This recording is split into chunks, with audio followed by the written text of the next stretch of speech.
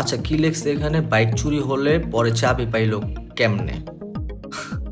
ভিডিওর কনসেপ্টটা আসলে যে এটা যে আমার ফ্রেন্ড আমাদের বাইক নিয়ে যায়, আমি ওরে বলছি যে বাইকে তেল নাই। দেন ওই বাইকে তেল ভরতে যায়। তো তেল ভরতে গেছে, তেল ভরার পর ওরা আবার ধরছে। কি ধরছে বুঝতেই তো পারছেন। তো ওই তো আর বাইকের চাবি ওখানে রাইখা যায় নাই গা। ওই চাবি নিয়েই গেছে যেহেতু ওর ধরছে। তো আইসা দেখে বাইক চুরি হয়ে গেছে। এখন যে চোরে বাইক চুরি করছে, চোরের কি চাবি লাগে? চোর তো বাইক চুরি করে চাবি ছাড়াই। মানে ভিডিও তো সব কিছু সুন্দর মতো বুঝিয়ে দিচ্ছে। আর এটা তো একটা ফানি ভিডিও, যদি ভুলও হইতো তাও কিছু করার নাই, কারণ এন্টারটেইন করার জন্য এই ভিডিওটা তৈরি করা হয়েছে।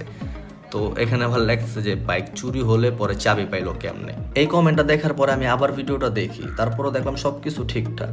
এখন আমি যদি বলি সবকিছু ঠিক থাকা সত্ত্বেও তুমি এই কমেন্ট করলা কেমনে, না আমি এটা বলবো না। আমার মনে হয় তুমি ভিডিওটা ভালো মতো দেখো নাই। তুমি একবার ভিডিওটা দেখো ভালো করে, তাহলে তুমি বুঝতে পারবে যে আসলে সব কিছু ঠিকঠাক আছে।